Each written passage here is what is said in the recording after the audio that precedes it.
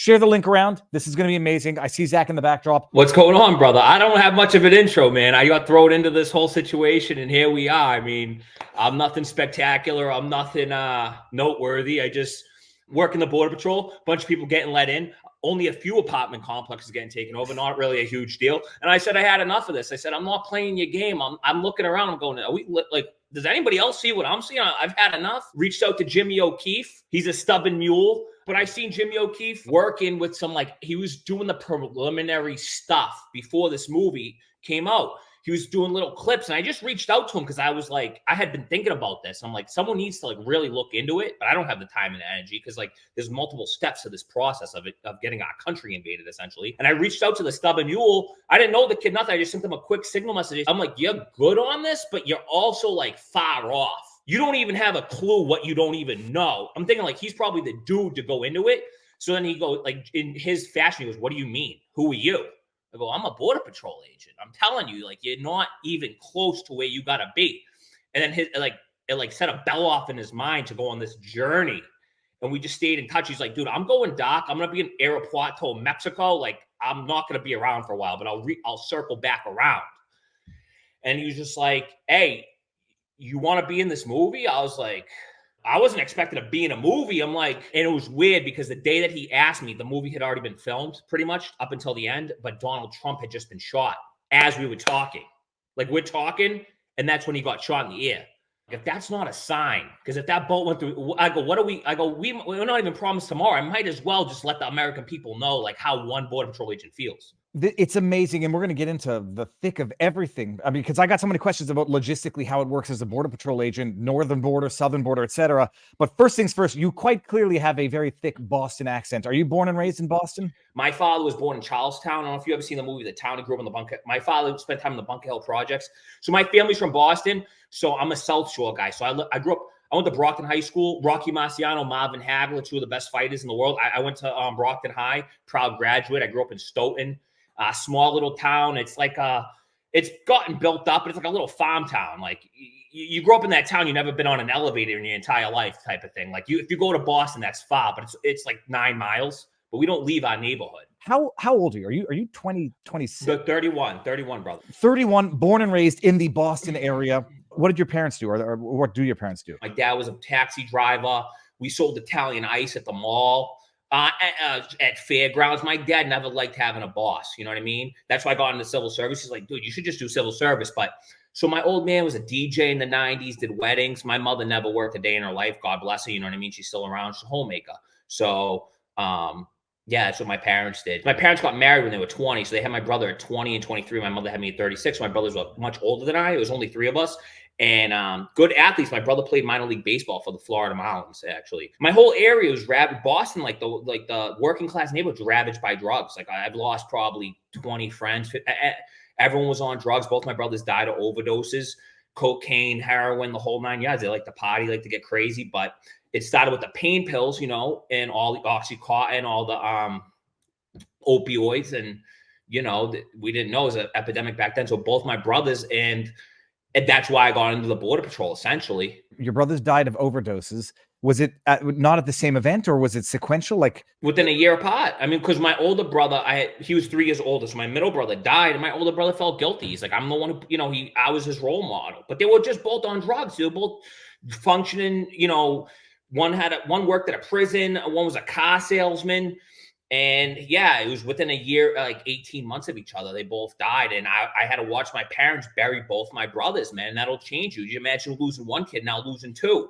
And it probably would have been me, to be honest with you, because they didn't know anything. They were good guys. They were awesome. They were patriotic, good dudes, good kids. But they were older than me, so I knew what not to do.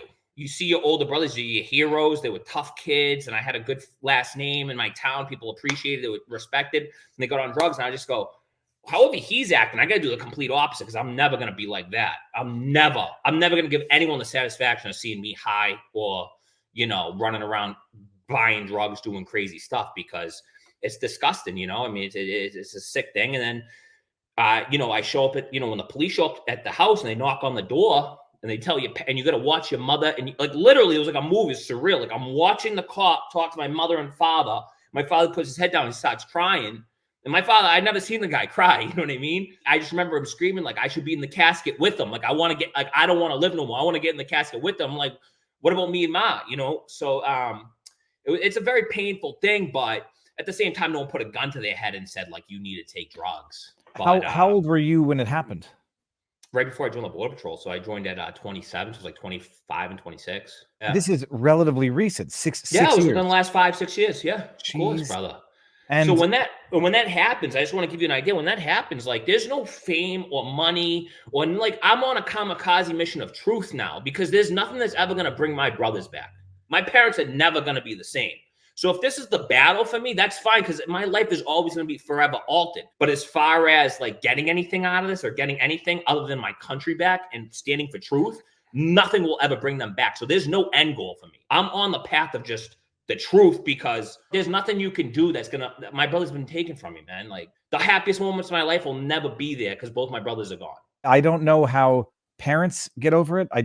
They don't get over it. I don't know what happens. And from your perspective, to say it's a life-altering tragedy, it's an understatement of epic proportions. My brother had 5 kids.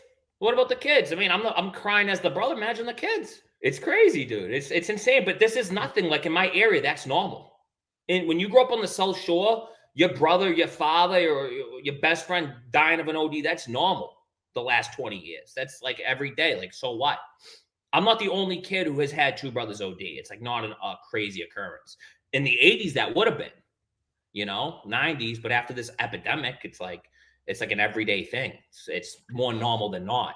This happens. You get into the Border Patrol. Were you already planning to get involved in the Border Patrol? Yeah, I was already planning to become a border agent. You carry guns. You have, I don't know if you have police authority. Like, what goes into the training? It's like you're not really a cop, but you're like also in law. It's like a weird thing, right? Like Border Patrol. Like I didn't even know what it was really. The training is very, very good. The actual organization gets you ready. The training, you go down to FLETC, Federal Law Enforcement Training Center. They have their own compound. It's a federal compound in New Mexico, not too far from the border. So you're around like the same landscape. You're going to be on the southern border. Firearms, crazy. It's better than most police departments. Like I shot all these different guns, rifles. Sounds like basically like military training practically. Yeah, I was never in the military. I can't compare. I don't want to like disparage that. But dude, no, I mean, it's no joke. Yeah, you're away from home in a dedicated location for an extended period of time, day in and day out. Firearms, fitness, language, and technical training. Training, you pass your class, and then you get sent out into the field. Are you only working the southern border, and are you only working the southern border in one state, or do they like displace you to Texas, Cali, New Mexico, Arizona, depending on needs? All dependent on needs, but you go through this long hiring process. That could take up to a year, 18 months, that hiring process. At the very end of it, they call you and give you 48 hours and a list of stations. What the hell are the Border Patrol agents doing at the border? Are you there to count the people crossing, or are you there to arrest and return? I don't even understand how it works. Once a person is across the border illegally in another country, you arrest them, you process them. Tell us what happens.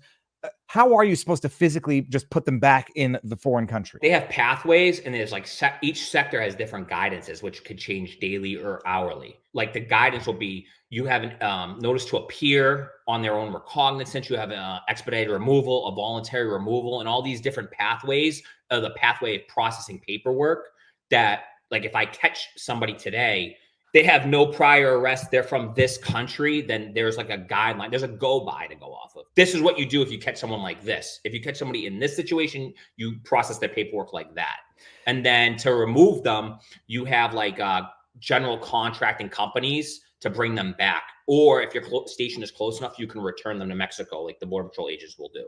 So there's just different situations depending on how far you are from the border. There'll be a gradient scale, but it seems that for the most part, what percentage would be then catch, process, and then await whatever date they have versus immediate return to the foreign country? It really depends, but the very worst of it on the southern border, it was like I could personally say from my anecdotal experience, and I don't have the numbers, and they try to ad hominem attack the crap out of me to delegitimize me.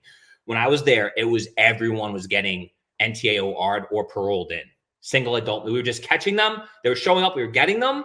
We were using all our resources just to get them and put them on a bus and get them in the Phoenix within like a day. NTOR. and notice to appear on Okay. your own recognizance. That's what I'm understanding. It's basically, unless you're, I don't know what you're dealing with, how you can even know definitively that someone was convicted of murder, drug trafficking from, I don't know, Venezuela. They're not They're giving you the all, records. so they come in and you say, okay, well, what's your name? How do you get someone's info if they have no paperwork? Let's start with that. You just take their word for it, brother. Okay. How do you know that those who have paperwork, that the paperwork is not fraudulent? I don't know. I guess you rely on the system. I mean, how would you? Were you able to determine that people clearly had fake paperwork? Yeah, it was a joke. These guys are laughing at you, dude. They don't care. They weren't. We're not talking about like South American countries. We're talking about like from Africa, like from like Mauritania, that there's no translation service for these guys, because then they're like going to the hospital, like complaining that their tummy hurts, and like maybe they do have like pains and stuff. Like I took one guy, we couldn't communicate because there's no translation. Like in his village, they speak a certain dialect of tongue of whatever that you can't even translate. He's not even giving you a name that like, or a doc that you think is fake. It's just like, what is the, how did this guy even get to Mexico? You have Chinese nationals, you have some Middle Easterns, you have North Africans. You're sitting there as a border agent. First of all, first question first, you are literally physically risking your lives with every intervention, period. Coming across people who are doing something illegal, either out of trafficking, which we're going to get to, or out of desperation, you capture them. You are left to processing them and then literally releasing them, knowing that what percentage ever show up on their own recognizance? I would have to say it's less than 5, 4, 3%. I mean, dude, they're not showing up to court, and the court dates are 4 or 5 years out. Why would anyone do what you're doing? Why would you risk your life to not just push paper, but to do something that was going to absolutely do nothing at the end of the day? Why would anyone risk their physical safety to do that? Me personally, and you're right in a sense, but just on the ground, the give up groups that are not that dangerous. It's the guys that are trying to get away. When I first started, people would legitimately run. Now they're showing up in groups of like 50 to 100 people. They're just like, here we are, take us in, because they know what's going to happen. They're doing the illegal thing legally. Like they're only there to get processed because they'll never appear, or they might, but they're not the They have criminal. neck pillows. They have neck pillows. They're like, yeah, I'm just chilling until you got to send. That's what bothers me. I don't mind risking I signed up to risk my life. Yeah, like you're risking your life if you're like chasing a car with aliens in it and they're driving crazy. But like the thing was, when we started this, our chief came and said, we're taking all, because in the Border Patrol, you have different details. You have guys on dirt bikes, guys on ATVs. You have horse patrol. There's different, we use different assets. And he said, we're taking all assets out of the field and everything's going to processing. And that's coming from higher up. That was a bad day. The assets are to protect the border, to seal the border. And they said, we're taking all of those resources. So now it's open and we're going to put those resources into processing, meaning it's a free-for-all open border, or highly porous if you want to get technical. And then all of the resources, administration, financial stuff goes to processing people who by and large are never going to show up for their dates and are going to become, I don't know, illegal immigrants who get exploited or do whatever in society. That's what it meant. I'll do you even one better. We have special teams called BORTAC and BORSTAR. They're like high speed badass dudes. Cross federal law enforcement, they're very highly recognized. Like BORTAC, look it up. I saw those guys grabbing people and dropping them off at the station. So even our most highly trained tactical assets, they probably want to keep that under wraps, dude, because like these are some like badass. These are pipe hitters, bro. I saw those dudes processing people and bringing bodies to my station to drop off. What year did you start working? 2020. What, Trump is still president? Yes. It's pre-election. Yeah, I wouldn't have, if I had known this was going on, obviously I wouldn't have signed up. Yeah, of course. What was the difference in experience on the ground between 2020, 2021? And I got to say, do you know that there's a policy change that is now basically radically changing what role you have on the ground? So when I signed up and took the job, people just getting returned onto whatever pathway, either probably voluntary return, expedited removal. Then when COVID hit, they were doing Title 42. It was a faster way to return people. You just Title 42 them. There's like less paperwork. It's like a couple clicks of a mouse. And you just put them back. The court struck that down. Pretty much when they struck down Title 42, and we had to do a pathway for these people, and they started doing all the NTAORs, that's when it changed. And they started doing these camps, man. But we didn't know, like all these agents, no one knew. They had these camps in Eagle Pass and Yuma, and they're building these big tent facilities. And that was before all that. That was like in 2021. Because I got mandated to go leave my home and go stay in a hotel to go to these camps where people just showing up to the camp, like symbolically, there's like a flagpole, like come here, we'll process these big processing centers. And they were just processing people in. But so in Yuma, which is like 2.5 hours from my station, they had these big camps with thousands of people they're letting in. But at my station, we're still chasing people down. So a 2.5 hour difference could mean you're getting let in or we were returning you at that point. So it was weird how it was all working. At my station, because we didn't really have like a city on the other side of the border. It was like 40 miles of desert to get to like any civilization. That's where I patrolled. We were catching people in like camouflage clothing that had been like crossing for 2 days, and they would run, and our agents would catch them, and then we'd still give them an NTAOR. It's like plugging one hole, or at least putting some tape over it, but there's a bigger hole in the ship, 20 feet away. When Kamala Harris says, don't come, or between presidencies, how much of an increase in run-ins on the ground, what are they called, encounters, did you notice in terms of increase from 2020 over 2021 over 2022? Like, was it exponential, remarkable? Holy crap, they're coming in convoys now that there's been, if not a policy change, at least an administration change? Yeah, why would you give up at the border if you know you're just going to get returned? You're going to try to sneak in. Having 100 people, 200 people a day at one area just give up. They're not going to do that because we would just repel them back, or they would just get returned. The word encounter is kind of tricky because it's like the encounters have exponentially like grown like by like thousands. But it's like, what good is an encounter if we're just letting them, if we're paying for them to come into the country? If it's going to be an NT, whatever it is, notice to appear later, the encounters are where you increase the risk of something violent happening, I presume. Just flat out open the border and just have it be declared open. And then these NGOs who are getting tens of millions from DHS, they're giving them free plane tickets and a cell phone. The difference in asylum seekers versus illegal immigrants. This has been where the wordplay has been shifted in my memory over the last, I would say 3 years, certainly the Biden administration.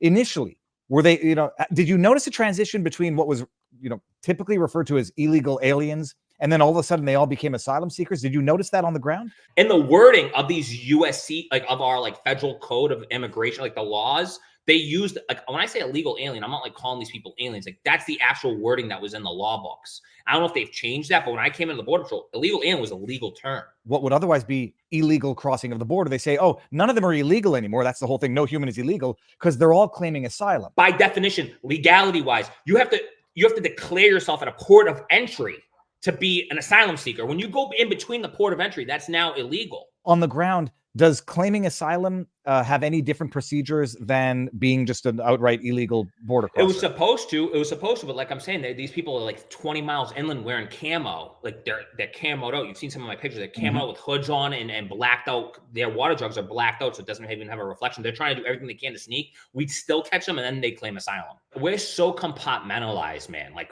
they dumb it down for us. Catch the person, drive them here, do this paperwork, and then afterwards they get on a bus. I don't know what the hell's going on, dude.